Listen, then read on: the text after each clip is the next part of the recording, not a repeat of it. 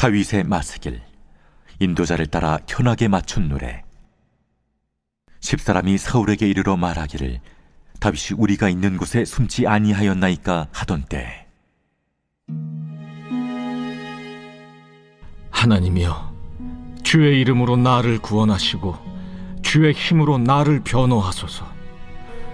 하나님이여, 내 기도를 들으시며 내 입의 말에 귀를 기울이소서. 낯선 자들이 일어나 나를 치고 포악한 자들이 나의 생명을 수색하며 하나님을 자기 앞에 두지 아니하였음이니이다. 하나님은 나를 돕는 이시며 주께서는 내 생명을 붙들어 주시는 이시니이다. 주께서는 내 원수에게 악으로 갚으시리니 주의 성실하심으로 그들을 멸하소서. 내가 낙헌제로 주께 제사하리이다. 여호와여, 주의 이름에 감사하오리니 주의 이름이 선하심이니이다. 참으로 주께서는 모든 환난에서 나를 건지시고 내 원수가 보응받는 것을 내 눈이 똑똑히 보게 하셨나이다.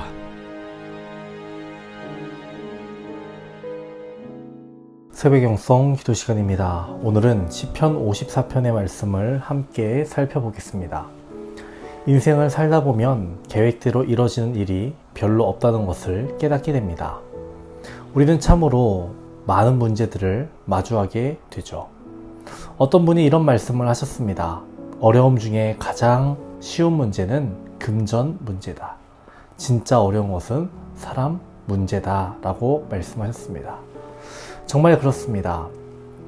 꼬인 관계, 상한 마음, 끊어진 신뢰는 회복하기 너무나도 어렵습니다. 이런 문제를 풀어내는 데 있어서 서로가 함께 풀어나가면 그것만큼 좋은 일은 없을 겁니다. 그런데 그게 아니라 일방적으로 관계를 끊어버린다면 이것은 우리의 마음에 크나큰 상처를 냅니다. 인간관계 속에서 가장 치명적인 감정은 무엇일까요? 바로 배신감입니다. 배신은 인간 존재의 근간인 신뢰를 무너뜨리는 사건입니다. 오늘 시편 53편은 다윗이 배신을 당한 경험에 대한 내용입니다. 표제어를 보면 10사람이 사울에게 이르러 말하기를 다윗이 우리가 있는 곳에 숨지 아니하였나이까 하던 때에 라고 되어 있습니다. 이 10사람들은 누구였느냐? 다윗과 같은 유다 지파 사람들이었습니다. 즉 다윗과 가장 가까운 사람들이었죠. 그가 믿었던 자들, 자신의 등을 맡긴 사람들이었습니다. 다윗의 이 위기는 최근에 가까웠던 사람들에게 배신당한 게 아니었습니다.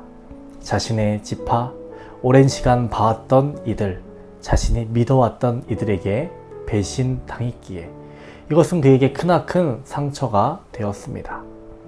이 사람들이 다윗을 배신했는데요. 끝까지 의리를 지키다가 어쩔 수 없이 협박을 당해서 다윗을 배신한 것이 아니라 자발적으로 사울을 찾아가 다윗의 은신처를 밀고 했고 다윗이 회유한 것이 아니라 그들이 먼저 다가가 배신을 선택한 것이었습니다.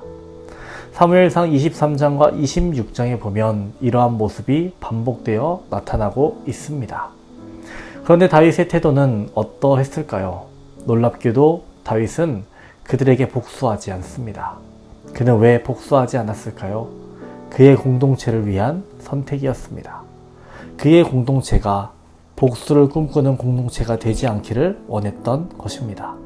하나님께서 바라시는 그런 거룩한 공동체가 되기를 원했던 것이죠.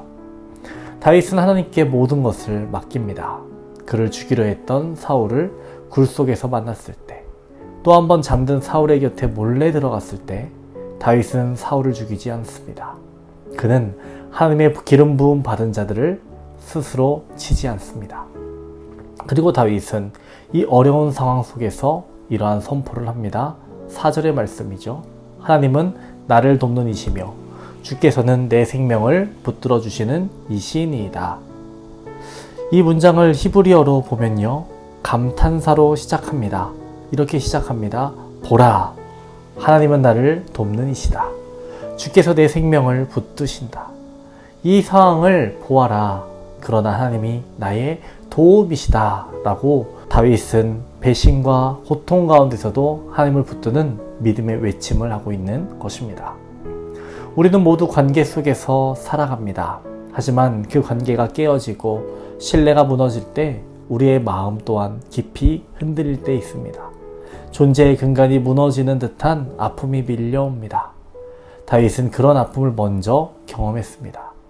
가장 가까웠던 사람들에게 등돌림을 당했습니다. 목숨이 위태로운 상황에 놓였습니다. 그러나 그는 원망보다 복수보다 하나님을 향한 신뢰의 고백을 선택했습니다. 오늘 시편 54편에서 그는 이렇게 선포합니다. 하나님은 나를 돕는 이시며 주께서는 내 생명을 붙드시는 분이십니다. 오늘 우리가 붙들어야 할 고백이 바로 이것입니다.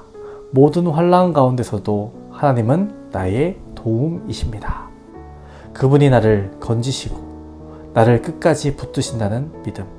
이 믿음이 오늘 하루 우리를 살게 하는 힘이 되기를 소망합니다. 하나님은 지금도 우리와 함께 하십니다. 넘어질 때에도 상처받을 때에도 결코 우리를 홀로 두지 않으시는 분입니다. 오늘 하루도 내 힘만을 의지하며 살아갈 것이 아니라 하나님의 도우심을 의지하며 하나님의 말씀을 따라 살겠다라고 결단하는, 그리고 그렇게 기도하는 저와 여러분 되시기를 주님의 이름으로 축원합니다.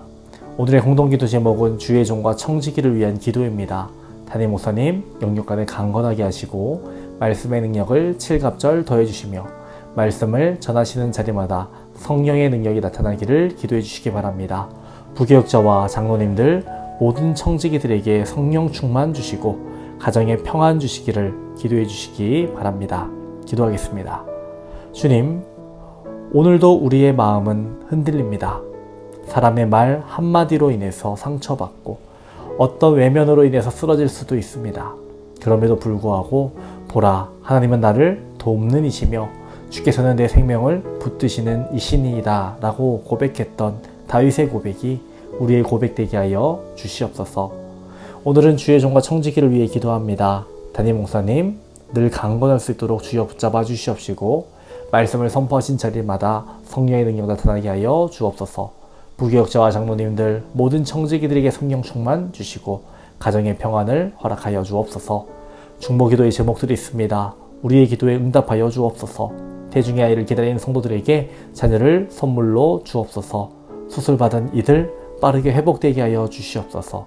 특별히 박태준 선교사님의 건강을 위해 기도하오니 주님 깨끗이 나음받게 하여 주시옵시고 사명을 감당할 수 있도록 회복시켜 주시옵소서.